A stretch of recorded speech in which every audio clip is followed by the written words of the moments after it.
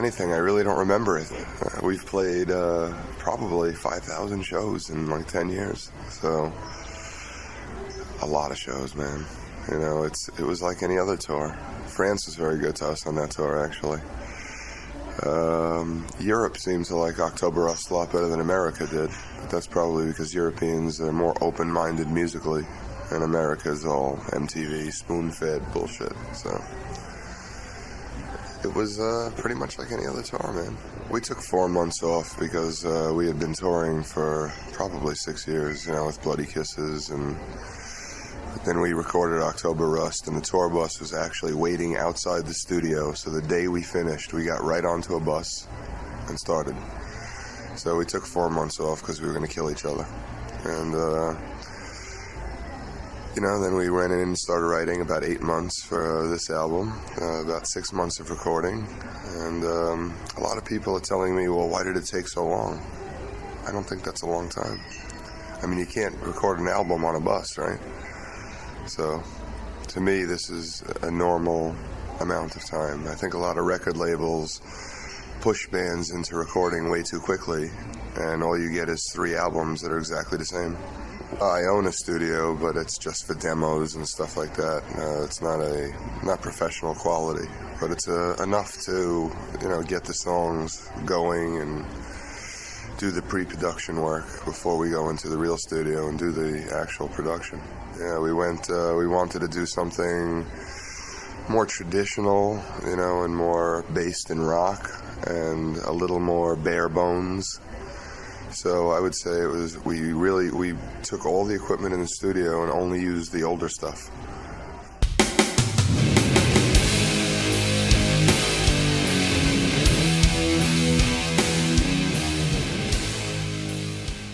We've always been a very dark band, but this was probably our darkest record because of what's happening to us personally, you know, in music. And if you sit on a bus for, you know, 6 to 8 years, you'll probably be taking some drugs and doing some really fucked up things just to live through it. So I think it's just the mental state of the band at this point. And, you know, being in a band, when somebody's suffering, we're all suffering. It's like a family, you know. I haven't talked to Kenny in 2 days because I'm ready to kill him.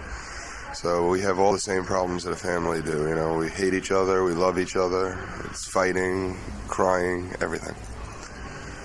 So I think that's what makes the band. It's a reflection of the mental state, always. I don't think it's the tragedies that have transformed it. I think it's, you know, you grow up too, you know. I mean, I'm 36 right now, so if you stay the same over 10 years, I think there's something very wrong with you, you know. And experiences in life have to contribute to art. If they don't, then to me it's not worth listening to. You know, I don't want to do 5 albums that sound exactly the same. That's very boring. And I think this is just a natural evolution. As you get older, you know, people around you start to die. You know, you look very young, so you're not going to have that problem for a long time. But 10 years from now, your family will be older, and, you know, you'll start experiencing some stuff that you probably wish you didn't. And I don't think that should be excluded from a band's material. I think fans should go through life experiences with the band. Not, you know, we don't come out here and tell people bullshit. We're going to tell you exactly what's happening. And I think this album does. We did have songs like Death in the Family, Red Water. You know, these things are all... I don't think the album is totally different subjects. It's a more intense amount because we're feeling a more intense amount of these things now. You know, we're going through a lot of tragedy, so that's okay. Typo is the perfect band to reflect tragedy. You know, the whole band contributes to the sound of the band and the mood of the album, and that's the way this band works. You know, me and him produce it, and everybody has contributions. So if a machine works, don't fix it. You might have to fix that, but, you know. Yeah, I think, you know, at that time, Peter was probably having a lot of sex, and now he's having a lot of death. So, like I said, you write about what's happening to you, you know.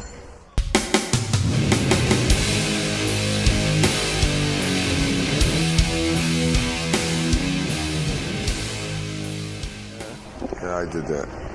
That's just, everything that's killing this band physically. Well, the first one, Sinus, is about cocaine addiction. The second one, Liver, is about alcoholism. And the third one is about smoking.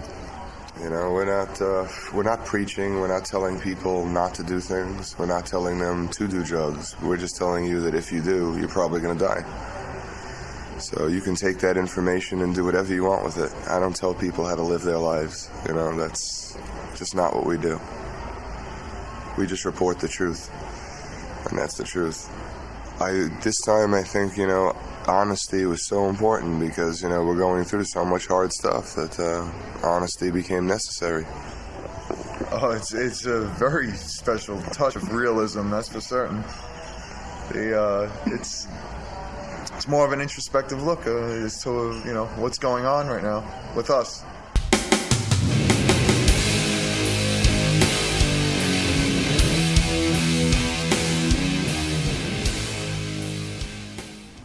Yeah, I think you're just getting used to his voice. So he sings a lot. He sings on Day Tripper, World Coming Down, Hollow's Eve, like you said. So he's done more singing on this record than he's done on any other record. I think Kenny's a great singer in his own right. So, why not use everything you have, Peter gets tired on stage, and it's the perfect excuse for him to stop singing.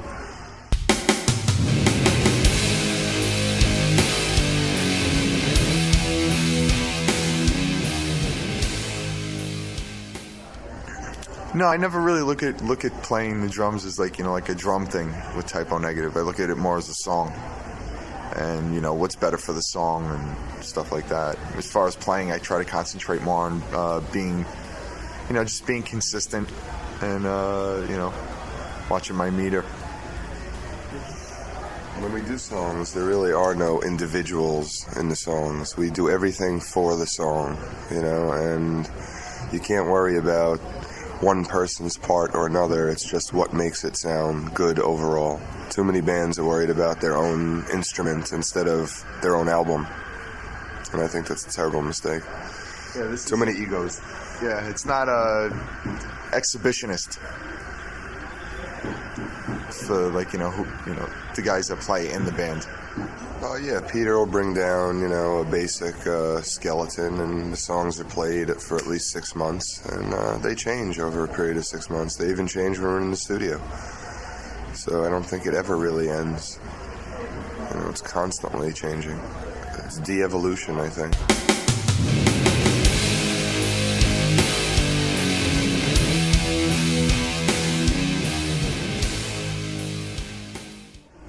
Well, a director brings down a bunch of ideas, and the band puts out a lot of ideas, and usually none of them ever happen. So I'm not really a big video fan, to tell you the truth. I don't think videos have a place in music. I think they're commercials.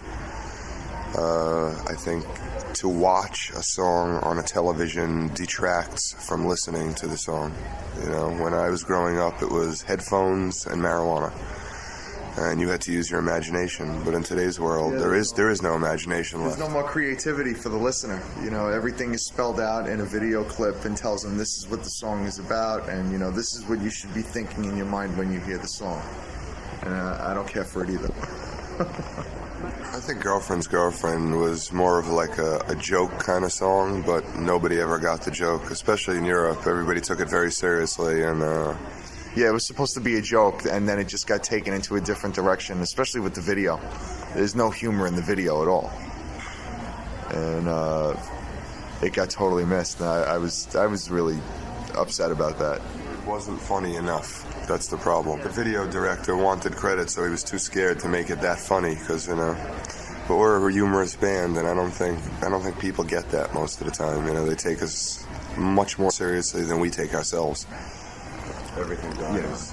Yeah. Everything Dies is the first single, so most likely we'll do a video for that. We're actually supposed to do one when we get home, but we don't know by who and where and how. But it's supposed to happen in 5 days. It should be dark. It should reflect the lyrics. You know, the lyrics are about death of people you love in your family, and hopefully the video will reflect that, and it should be very sad. Will it be? I don't know. But the director will probably just have Peter in bed with another girl, and that'll be it. A few dances around. You know, I don't see it being a very colorful video. I see it being very, very drab, very, almost black and white. The subject matter of the song really doesn't lend to a colorful video. Right, in Girlfriend's Girlfriend, it was very much like a, 60s joke, and so colors made sense, but not for anything else.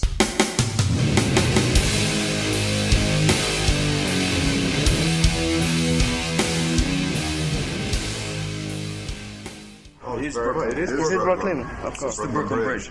Outlooking the East River, and in the background is Manhattan. It's a real picture that was Enhanced. enhanced with computer graphics. So really, the colors have changed only. Yeah. And the sky was put in. And that's it, That is how I see Brooklyn, though. When I go there, all I see is this green cloud. I don't think it's a pessimistic point of view. I think it's a realistic point of view. I think the rest of the world are foolish optimists. I don't think we're negative. We're realistic.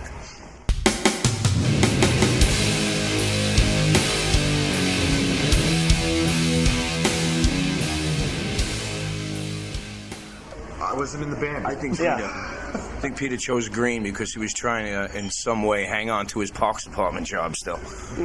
He loves green. Yeah? His uniform he used to go to work with was green, and I think it somehow made him feel, I don't know, like he was at work. Also, green is like same color as vomit.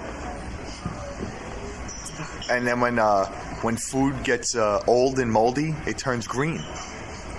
So it kind of goes hand in hand with typo negative. Have you ever seen a Big Mac after 2 weeks sitting on a desk?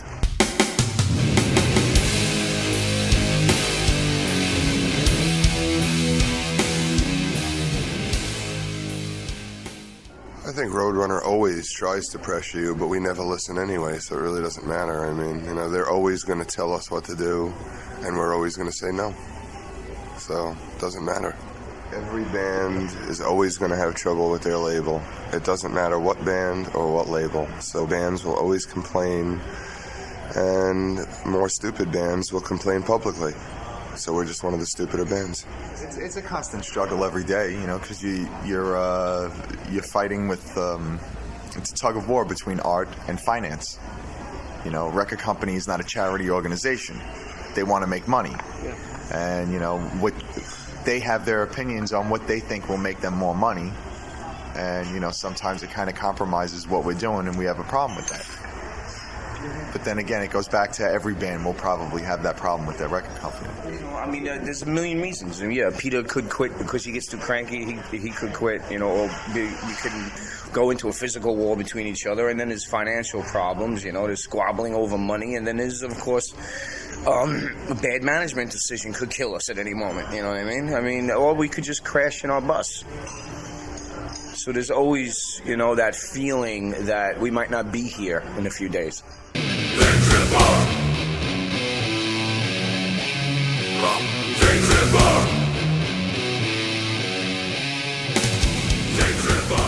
Yeah, very much. Absolutely. The Beatles have been a band that all of us have loved since childhood, which is about 1950 for us. So, yeah, it was something we really, all four of us really liked the way it came out. And, it was one of the times that Roadrunner also spent a lot of money to let us do this. So as much as there's a lot of complaining about Roadrunner, there's also some good things as well. Yeah, they've done a lot in recent past to try to be a better company. They're trying to move things in a direction that's for the better. It was another one of those stupid licks Peter would screw around with at sound check and stuff like that. And when I hear one of those licks and down, I know that sooner or later it's going to end up on an album.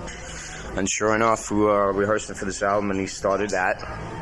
And he added the middle parts was just if I needed someone, and Tomorrow Never Knows. And I actually suggested the ending piece, She's So Heavy. and that's how it grew. It was something that we always played it, screwing around at rehearsals and sound That's what checks. happens, you screw around with stuff, and then One of the favorite songs of mine, so I was glad to see that in there. I don't know. Like I said, it wasn't really that difficult because we were screwing around with these things for years, just playing with them, and they just seemed it went together nice and easy, key wise and stuff. And the only thing that had to be chosen was the tail end. She's so heavy. And who's going to pay for it? And who's going to pay for it? Yeah. That had to be chosen too. And again, Roadrunner was very helpful in supporting that. An early Christmas present. Hi, this is Kenny. And Josh, And Johnny of Type O Negative. and you're listening to Death Valley. Hey.